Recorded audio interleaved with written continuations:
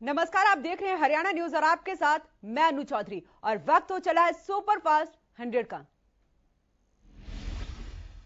प्रधानमंत्री मोदी आज सुबह 11 बजे टोक्यो पैरालंपिक खेल में हिस्सा लेने वाले भारतीय पैरा एथलीट टीम के साथ वीडियो कॉन्फ्रेंसिंग के जरिए बातचीत करेंगे। इन खेलों में इस बार भारत की ओर से 9 अलग अलग स्पोर्ट्स इवेंट्स में 54 पैरा एथलीट देश का प्रतिनिधित्व करने के लिए टोक्यो जा रहे हैं। प्रधानमंत्री के साथ साथ इस कार्यक्रम में खेल मंत्री अनुराग ठाकुर भी जुड़ेंगे। टोक्यो में 24 अगस्त से 5 सितंबर तक इन पैरालंपिक खेलों का आयोजन होना है। भारत की ओर से इस बार इन पैरालंपिक खेलों में अब तक का सबसे बड़ा दल हिस्सा लेने जा रहा है। टोक्यो ओलंपिक में देश का मान बढ़ाकर लौटे भारतीय खिलाड़ियों के साथ प्रधानमंत्री मोदी ने मुलाकात की। इस मौके पर पीएम मोदी ने खिलाड़ियों से बातचीत की और फिर सभी के साथ ब्रेकफास्ट भी किया।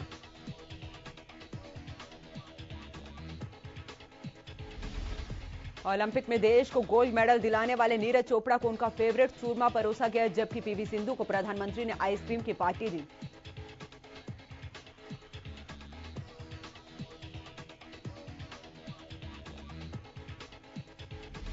वहीं 41 साल के सूखे को खत्म करके ब्रॉन्ज मेडल जीतने वाली भारतीय हॉकी टीम ने पीएम मोदी को ऑटोग्राफ की गई हॉकी स्टिक गिफ्ट की। इस दौरान पीएम मोदी ने खिलाड़ियों के मेडल के साथ फोटो भी खिंचवाई।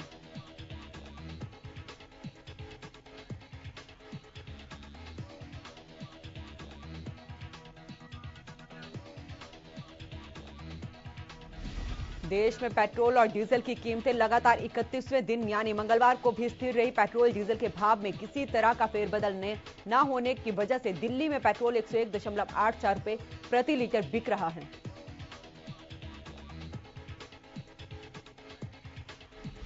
वहीं डीजल की कीमत 89.87 रुपए प्रति लीटर है। बता दें कि ईंधन की कीमतें 18 जुलाई से स्थिर है। मुंबई में पेट्रोल का भाव 107.83 रुपए प्रति लीटर है और डीजल की कीमत भी 97.45 रुपए प्रति लीटर है।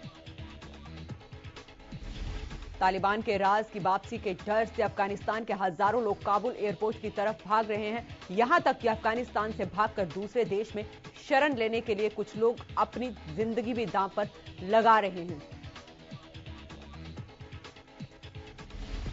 सोशल मीडिया पर एक वीडियो तेजी से वायरल हो रहा है, जिसमें काबुल एयरपोर्ट से निकले एक विमान के पहिए पर 3 लोग जमीन पर गिरते दिखाई दिए।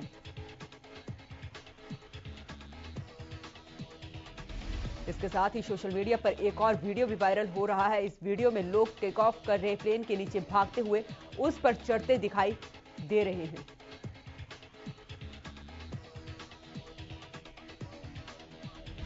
अफगानिस्तान के काबुल एयरपोर्ट पर सोमवार सुबह हुई गोलाबारी में 3 लोगों की मौत हो गई। अंतर्राष्ट्रीय एजेंसियों का दावा है कि एयरपोर्ट पर अभी भी फायरिंग हो रही है।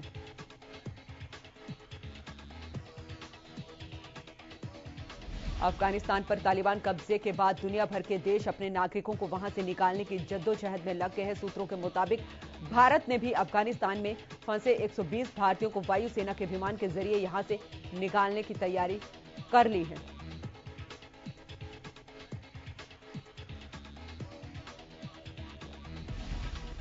सोमवार की शाम को वायुसेना के एक उड़ान काबुल से कुछ जवानों और उपकरणों के साथ लौटी थी। इस फ्लाइट में करीब 46 जवान मौजूद थे।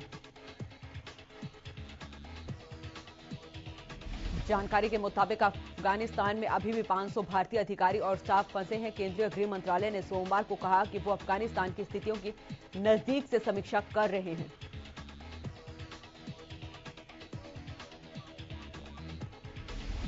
अफगानिस्तान संकट पर अमेरिका राष्ट्रपति जो बाइडेन ने मंगलवार को अमेरिका को संबोधित किया। तालिबान के कब्जे और अफगानिस्तान में बिगड़े हालात को लेकर बाइडेन ने अशरफ गनी पर ठीकरा फोड़ा।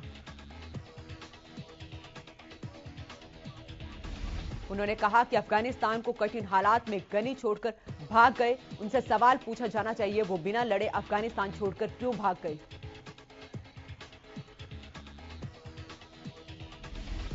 जो बाइडेन ने कहा कि अफगानिस्तान में हालात अचानक बदले और वहां स्थिति गंभीर है। उन्होंने अमेरिका सेना को वापस बुलाए जाने के फैसले को भी सही करार दिया। उन्होंने कहा कि हमारी सेना लगातार लड़ने का जोखिम उठा नहीं सकती। प्रदेश में पिछले 24 घंटे में कोरोना के 22 नए मामले सामने आए हैं। इसी बीच गुरुग्राम में 5 और फरीदाबाद में 1 नया मरीज की पुष्टि हुई है। इस बीच करनाल और पंचकुला में 2-2 नए मामले सामने आए हैं। बता दें कि 9 जिलों में कोरोना का कोई भी नया मरीज नहीं मिला है।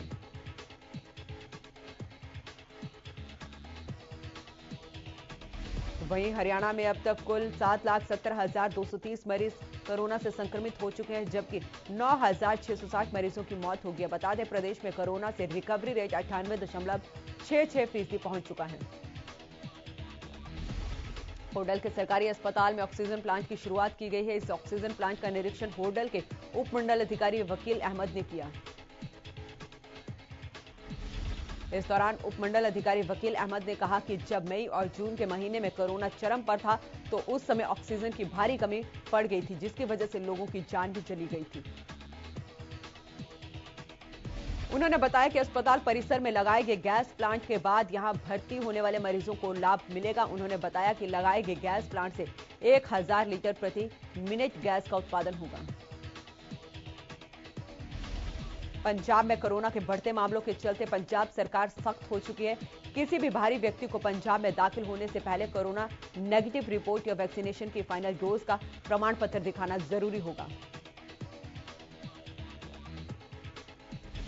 अगर किसी व्यक्ति के पास दोनों में से कुछ भी नहीं है तो फिर स्वास्थ्य विभाग की टीम द्वारा उनका सैंपल लिया जाएगा।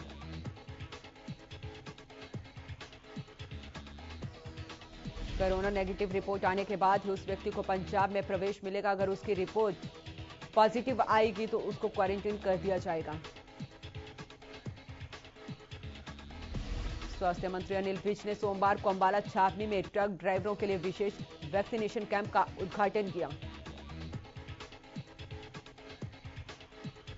इस मौके पर अनिल विज ने वैक्सीनेशन कैंप में वैक्सीन लगवा रहे ट्रक ड्राइवरों से बातचीत की और उनका हौसला बढ़ाया। मीडिया से बातचीत में उन्होंने कहा कि ट्रक ड्राइवरों के लिए ये बहुत अच्छी पहल है।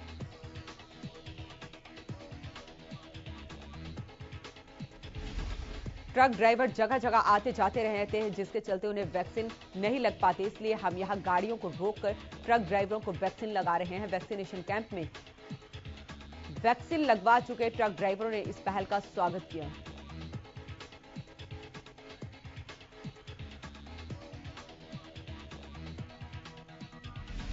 हरियाणा विधानसभा के मानसून सत्र में सुरक्षा व्यवस्था को लेकर स्पीकर ज्ञानचंद गुप्ता की अध्यक्षता में उच्च स्तरीय बैठक हुई। इस बैठक में मुख्य सचिव विजय वर्धन, गृह सचिव, डीजीपी पीके अग्रवाल समेत कई अधिकारी मौजूद रहे।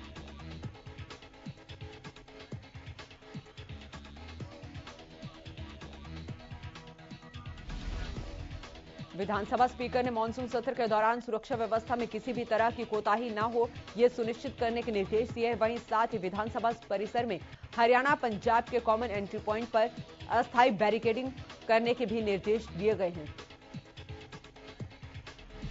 साथ ही एक 6 सदस्यीय कमेटी गठित करने का फैसला लिया गया है। यह कमेटी मानसून सत्र के दौरान सुरक्षा व्यवस्था को लेकर पुख्ता प्रबंध करेगी। स्पीकर ने बताया कि मानसून सत्र में इस बार मीडिया ब्रीफिंग नहीं होगी। विधानसभा परिसर में मुख्यमंत्री समेत सभी विपक्षी नेताओं की ब्रीफिंग पर रोक लगाई गई है। हरियाणा निवास में मीडिया ब्रीफिंग का आयोजन किया जाएगा। गुरुग्राम के सेक्टर 28 के गैलेरिया मार्केट में कार्यक्रम का आयोजन किया गया, जिसमें सीएम मनोहर लाल ने शिरकत की। कार्यक्रम में सीएम ने E3 व्हीलर योजना का शुभारंभ किया।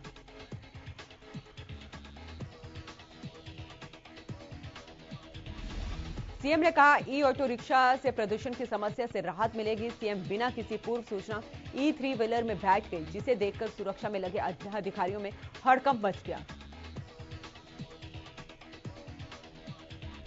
गुरुग्राम की सड़कों पर मुख्यमंत्री वाले 3 व्हीलर के पीछे सुरक्षा कर्मियों की गाड़ियां भी दौड़ गईं।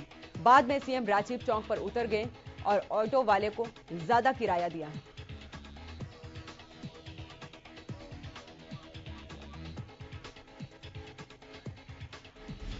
श्री बाबा बिहारी चैरिटेबल ट्रस्ट के अध्यक्ष एवं श्री बाबा तारा कुटिया के मुख्य सेवक गोविंद कांडा ने सिरसा के सूरत गढ़िया बाजार की गली अरोड़ा सुनार वाली में स्वर्गीय सतीश सोनी जोड़ा परिवार के अभिनंदन समारोह में शिरकत की।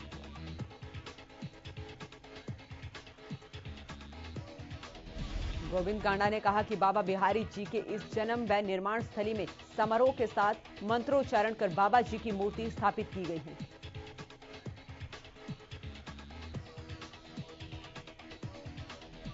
इस दौरान गोविंद कांडा ने लोगों को संबोधित करते हुए कहा कि परम संत बाबा बिहारी जी की जन्म एवं निर्माण स्थली जोड़ा परिवार के करीब 30 वर्षों से संपत्ति थी।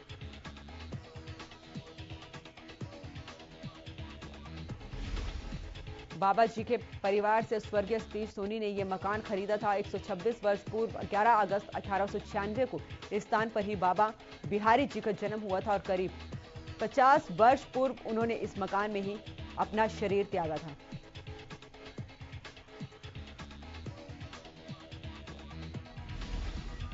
हरियाणा सरकार के 1988 बैच के वरिष्ठ आईपीएस अधिकारी प्रशांत कुमार अग्रवाल को पुलिस महानिदेशक हरियाणा के पद पर नियुक्त किया गया है।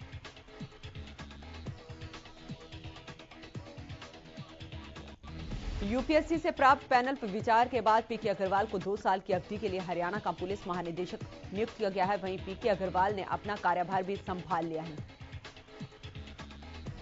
पीके अग्रवाल मूल रूप से बिहार के रहने वाले हैं। 1988 बैच के आईपीएस अधिकारी हैं और अभी तक वो डीजी स्टेट विजिलेंस ब्यूरो के पद पर कार्यरत थे।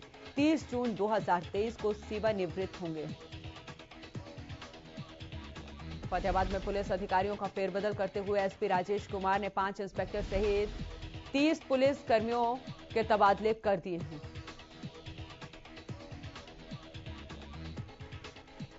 तो वहीं महिला थाना प्रभारी कविता का तबादला भी किया गया। अब महिला थाना की नई प्रभारी अरुणा होंगी।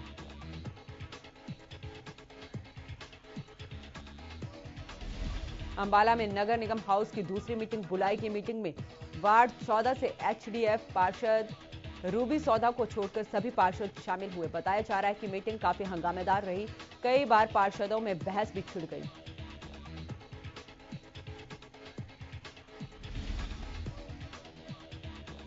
मीटिंग में कांग्रेस, एचडीएफ और बीजेपी के पार्षदों में काफी नोकझोंक रही। मीटिंग खत्म होने के बाद मेयर शक्ति रानी शर्मा ने कहा कि अधिकारियों के खिलाफ पार्षदों द्वारा काफी शिकायतें रखी गई हैं।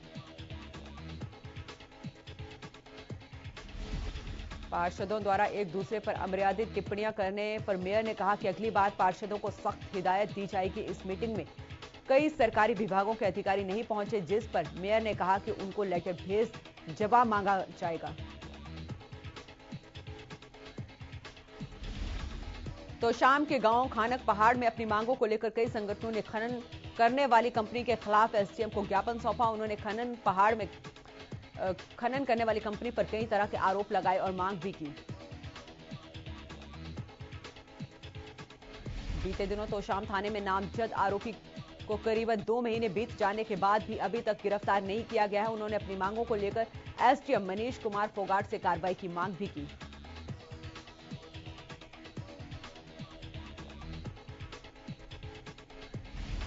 सिरसा के डिंग गांव की महिलाओं ने सोमवार को सिविल लाइन थाना में धरना दिया। दरअसल सिरसा की संजीवनी कंपनी के कर्मचारियों को समूह के हर सदस्य ने 3000 रुपए दिए थे।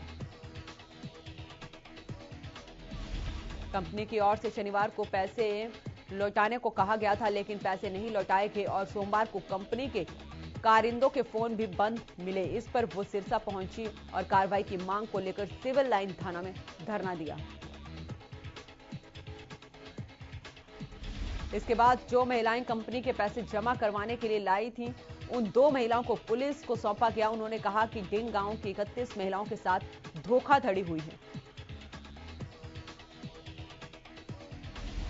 भवानीखेड़ा के तहसील परिसर में लोगों ने सरकार के खिलाफ जमकर नारेबाजी की। दरअसल प्रधानमंत्री आवास योजना के तहत नगर पालिका की ओर से लाभ नहीं दिए जाने से लोगों में रोष है। इस दौरान उन्होंने नायब तहसीलदार के जरिए राज्यपाल के नाम ज्ञापन भी सौंपा। वहीं लोगों ने आरोप लगाए कि नगर पालिका प्रशासन में प्रधानमंत्री आवास योजना को लेकर गरीब लोगों के साथ भेदभाव किया जा रहा है। लोगों का कहना है कि उनका लोन पास नहीं किया जाता। वहीं मौजूद महिलाओं ने बताया कि नगर पालिका प्रशासन के कर्मचारियों के सर्वे के बाद भी उन्हें योजना में लोन नहीं दिया जा रहा है।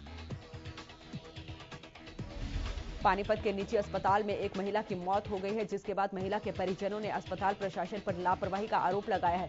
दरअसल महिला ने बीते दिनों बच्चे को जन्म दिया था।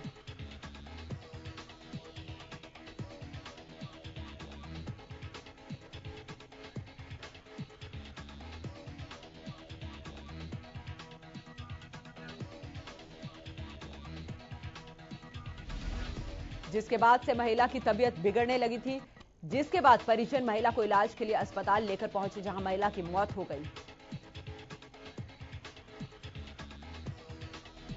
वहीं महिला के परिजनों ने अस्पताल प्रशासन के खिलाफ कानूनी कार्रवाई की मांग की है। पुलिस ने परिजनों की शिकायत पर मामला दर्ज कर जांच शुरू कर दी है।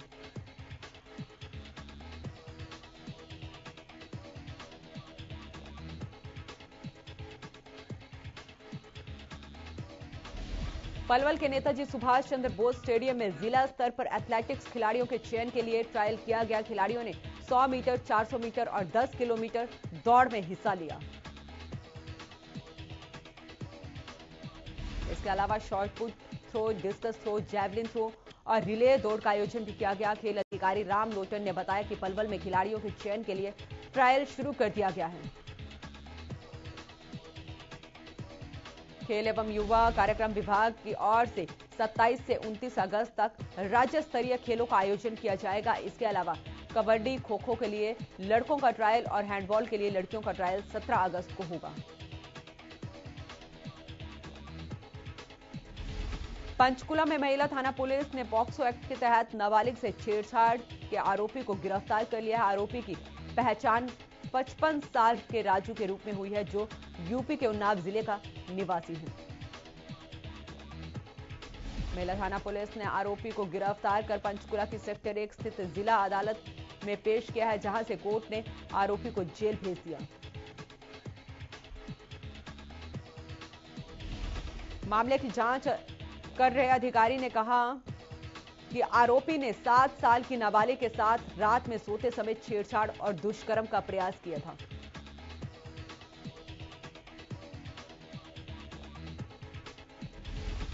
होडल के गांव घासेड़ा में नशीले पदार्थ को सुंघाकर चोरी करने के मामले लगातार बढ़ते जा रहे हैं। गांव करमन में एक परिवार और मंदिर के पुजारी को नशीला पदार्थ सुंघाकर मंदिर और घर में चोरी की गई।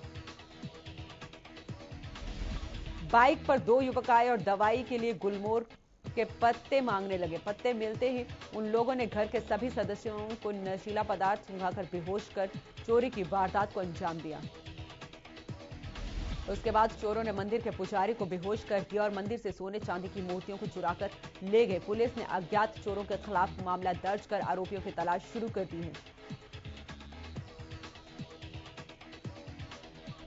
रेवाड़ी पुलिस को बड़ी कामयाबी हासिल हुई है। पुलिस ने अंतर्राज्यीय चोर गिरोह के 4 सदस्यों को गिरफ्तार किया है, जिनके पास से पुलिस ने 15 तोले सोना बरामद किया।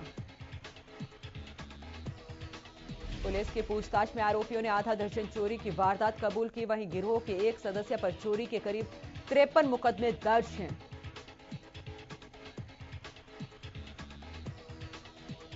वहीं पंचकुला क्राइम ब्रांच टीम ने चाकू मारकर लूट की वारदात को अंजाम देने वाले आरोपी को गिरफ्तार कर लिया है। क्राइम ब्रांच की टीम ने आरोपी को सेक्टर 1 स्थित जिला अदालत में पेश किया है,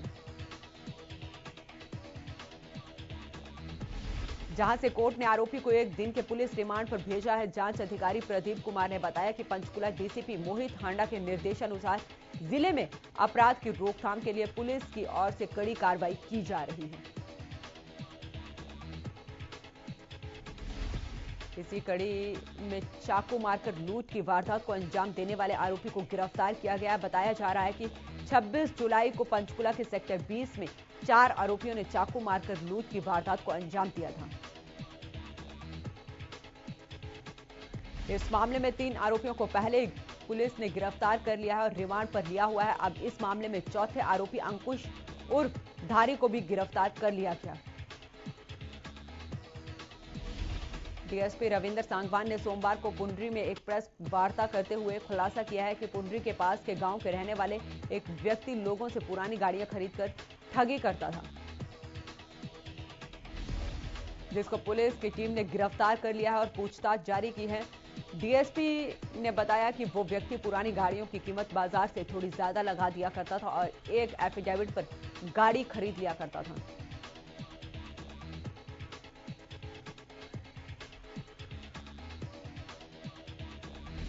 भुगतान के समय 15 से 20 हजार रुपए नगद और बाकी पैसों का चेक दे दिया करता था और बाद में चेक बाउंस हो जाते थे। जाखल रेलवे परिसर में अज्ञात व्यक्ति एक घायल बुजुर्ग महिला को छोड़कर चला गया। सूचना मिलने पर जीआरपी जाखल इंचार्ज और समाज सेवी संस्थाओं के पदाधिकारी मौके पर पहुंचे। इस दौरान चोटिल महिला को प्राथमिक उपचार के लिए जाखल के सिविल अस्पताल में भर्ती करवाया गया। महिला की टांग और मुंह में गहरी चोटें आई हैं। महिला कौन है, अभी तक इसका कोई पता नहीं चला है। महिला के पास एक कपड़ों से भरा हुआ बैग भी मिला है, जिससे यह साफ जाहिर होता है कि महिला के रख रखाव और उसकी देखभाल ना करने की नीयत से ऐसा किया गया है।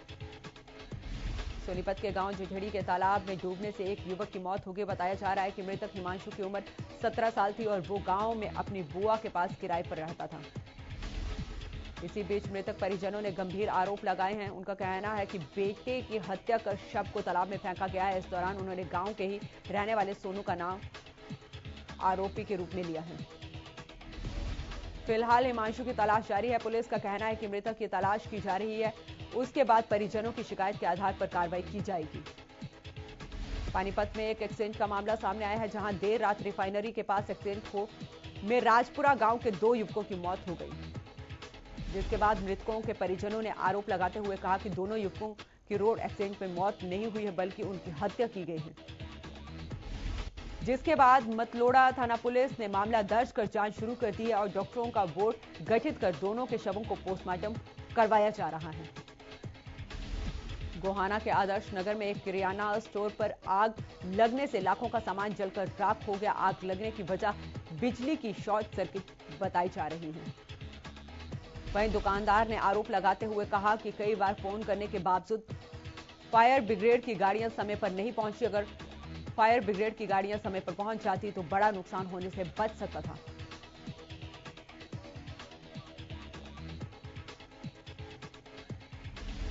यमुनानगर में एक कलयुगी मां ने अपने नवजात बच्चे को मरने के लिए झाड़ियों में फेंक दिया। पूरे मामले को लेकर आंगनवाड़ी वर्कर रेखा रानी ने पुलिस को जानकारी देते हुए बताया कि यह बच्ची झाड़ियों में थी, जिसे कुत्ते खा रहे थे। पुलिस ने मामला दर्ज करने के बाद आसपास के लोगों से पूछताछ की है, लेकिन अभी तक कोई सुराग नहीं मिला है। फिलहाल पुलिस मामले की जांच कर रही है। कांग्रेस की महिला इकाई की अध्यक्ष सुष्मिता देव ने पार्टी को बड़ा झटका देते हुए प्राथमिक सदस्य से इस्तीफा दे दिया है। इसके बाद सुष्मिता देव टीएमसी में शामिल हो गई हैं। इस मौके पर टीएमसी के राष्ट्रीय महासचिव और सीएम ममता बनर्जी के भतीजे अभिषेक बनर्जी मौजूद रहे। सूत्रों के माने तो अखिल भारतीय महिला कांग्रेस के अध्यक्ष सुष्मिता ने 15 अगस्त को पार्टी प्रमुख सोनिया गांधी को अपना इस्तीफा भेजा था।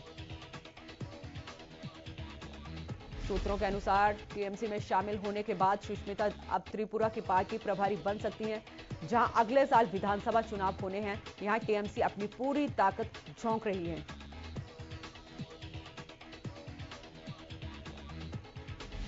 पलवल में खेल और खिलाड़ियों को प्रोत्साहित करने के लिए आर्टिस्ट यूनिस खान और उनकी टीम की ओर से रेलवे स्टेशन के पास नीरज चोपड़ा की 180 फीट की एक पेंटिंग बनाई गई।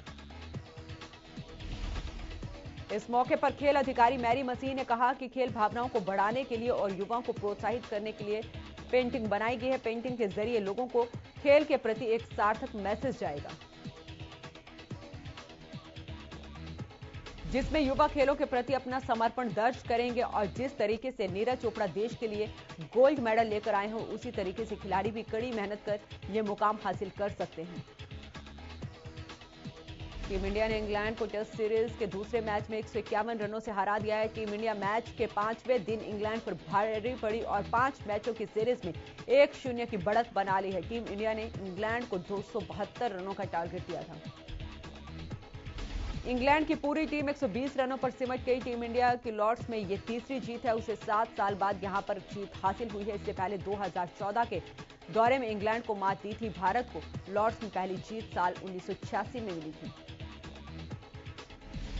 बता दें कि नॉटिंघम में खेला गया पहला टेस्ट मैच ड्रॉ हो गया था और अब इसके साथ ही 5 टेस्ट मैच की सीरीज में भारत 1-0 से आगे है। दूसरी पारी के दौरान भारतीय गेंदबाजों ने शानदार प्रदर्शन किया।